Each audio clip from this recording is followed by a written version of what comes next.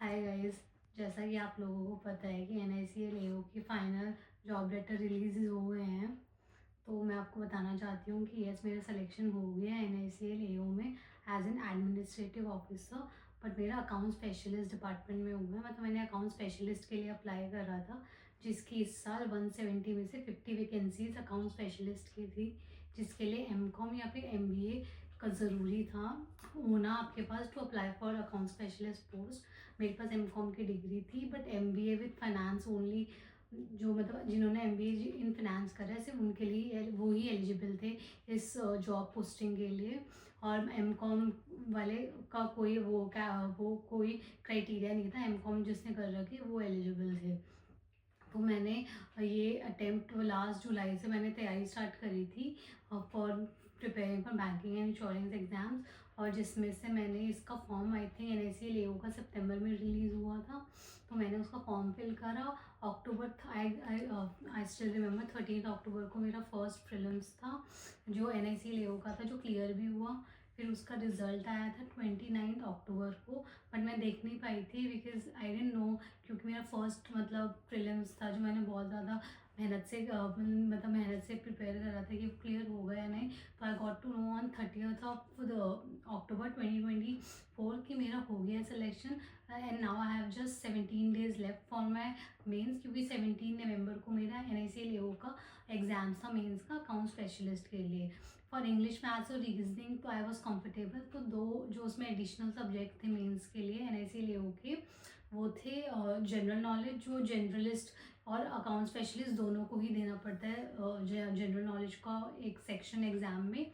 और दूसरा जो मेरे लिए अकाउंट स्पेशलिस्ट के लिए स्पेशली एडिशनल सेक्शन होता है वो है अकाउंट्स का।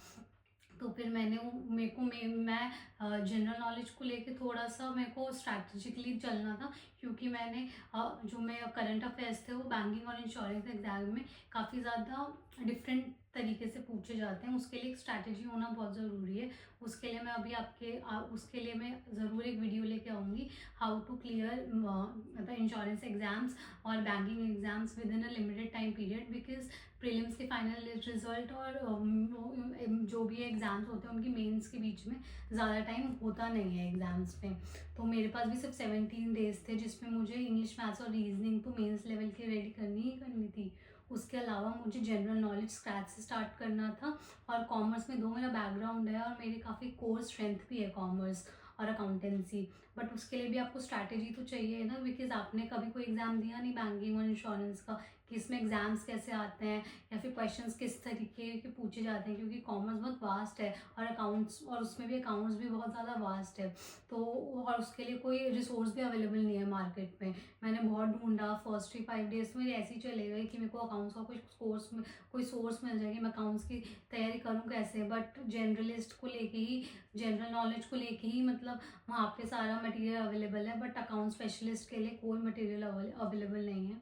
तो उसके लिए मैं आपके लिए ज़रूर एक हेल्पफुल वीडियो लेके आऊँगी, जो आने वाले टाइम में जो अकाउंट स्पेशलिस्ट की वैकेंसी के लिए अप्लाई करेंगे स्टूडेंट, उनके लिए बहुत ही ज़्यादा हेल्पफुल रहेगी।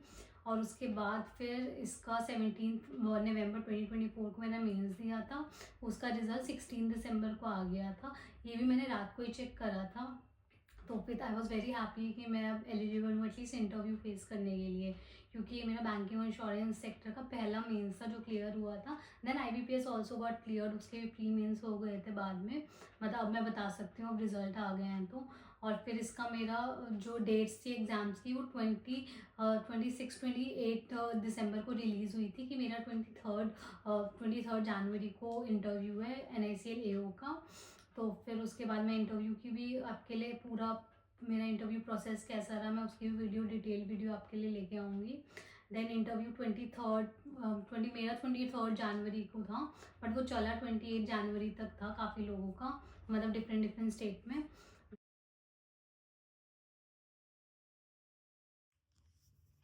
देन उसका रिजल्ट आया था फरवरी में आई गेस। फिर मैंने उसकी मतलब लास्ट ईयर के कंपैरिजन में मुझे भी लगा था 16 या 17 फेब को आ जाएगा, बट वो नहीं आया। Then I also lost hope कि शायद वो लेट ही आए, बट 18 फेब को रात को रिजल्ट आ गया था, फाइनल लिस्ट मतलब जो एनआईसी लेओ में सेलेक्टेड हुए अकाउंट्स स्पेशलिस्ट की भी और जनरलिस्ट की भी। देन उसके बाद हमारा मेडिकल हुआ था 24 मतलब से 18th को रिजल्ट आया था। देन 21 से 28 के बीच में हमें बोला गया था अपनी अपनी स्टेट के रीजनल ऑफिस में जाने के लिए। जैसे मेरा दिल्ली था तो मैं दिल्ली के रीजनल ऑफिस में गई थी जो लॉरेंस रोड पे है, कि वहाँ पे आपको मेडिकल के लिए आपको बताया जाएगा। तो उन्होंने वहाँ पे हमें फॉर्म दिया। देन हम मेडिकल के लिए उन्होंने जहाँ बोला हम वहाँ गए, हमने मेडिकल कराया। वो रिपोर्ट्स उन्होंने खुद सबमिट कर दी होंगी हेड ऑफिस में। देन उसके बाद फाइनल रिजल्ट हमारा 2024 टू 2025 सेशन का काफ़ी लेट आया, बिकॉज लास्ट ईयर मतलब 4-5 डेज के बीच में ही जॉब लेटर आ गया था। बट हमारा ऑलमोस्ट मतलब जो मेडिकल की भी मतलब फाइनल रिजल्ट से तो 1 मंथ और 10 डेज ऊपर हो ही गए थे। बट मेडिकल डेट से लाइक 28 मार्च को 28 Feb was the last medical date. तो उसके बाद हमारा ऑलमोस्ट 1 मंथ बाद 28 मार्च को रात को मतलब रिजल्ट आया। रात को मेरे पास मतलब अल्फाबेटिकली आए थे शायद सबके साथ मेल। मेरे पास 8:28 PM 23 मिनट्स पे आया था, 8.23 मिनट्स पे। तो आई वॉज सो हैप्पी कि मेरे को अपनी होम पोस्टिंग मिल गई। And guys I think I was the only one among 170 people जिसको अपनी होम पोस्टिंग मिली है दिल्ली में। आई डोंट नो क्या पता उनका क्या क्राइटेरिया है, but I think majorly marks के बेसिस पे ही होगा। बट मार्क्स अभी टोटल जो मतलब उसके रिलीज नहीं हुए हैं, मेंस के और इंटरव्यू के कलेक्टिव मार्क्स अभी रिलीज नहीं हुए हैं, क्योंकि वो अभी तक लास्ट ईयर वाले बच्चों के लिए भी नहीं हुए हैं एडमिनिस्ट्रेटिव ऑफिसर वाली पोस्ट के लिए।